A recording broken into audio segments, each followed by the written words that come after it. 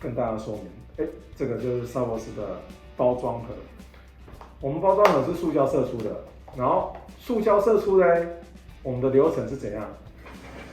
我们会接到客人的需求，就是假设我们有 OEM 的客户，他有把他的设计给我们，我们会在这边在设计上面跟客户沟通，导入我们的伺服机这一块，然后再来就是模具的设计。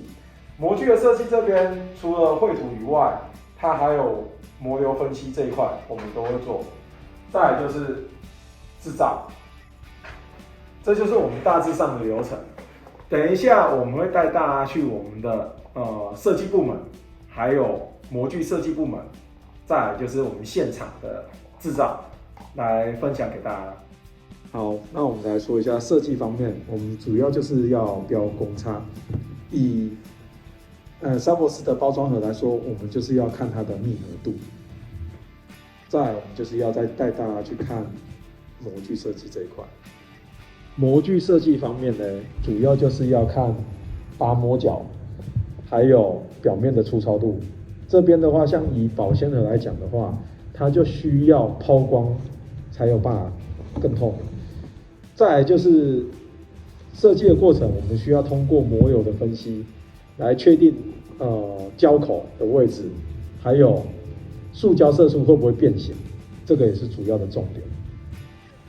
好，现在带大家来制造现场，萨博斯保鲜盒的射出，来，大家跟我来。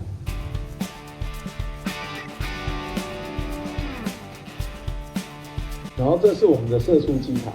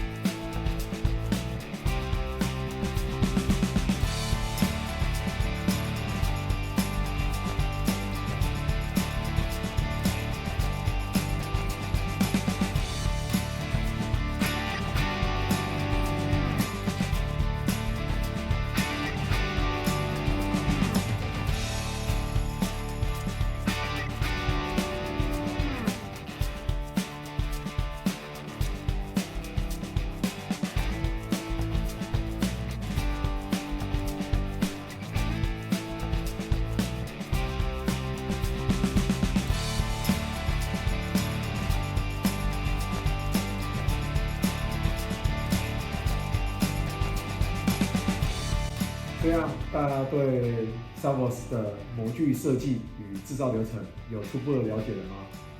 来，我们开放以下留言，大家还想看什么？欢迎留言，然后我们下次会拍给大家看。谢谢大家。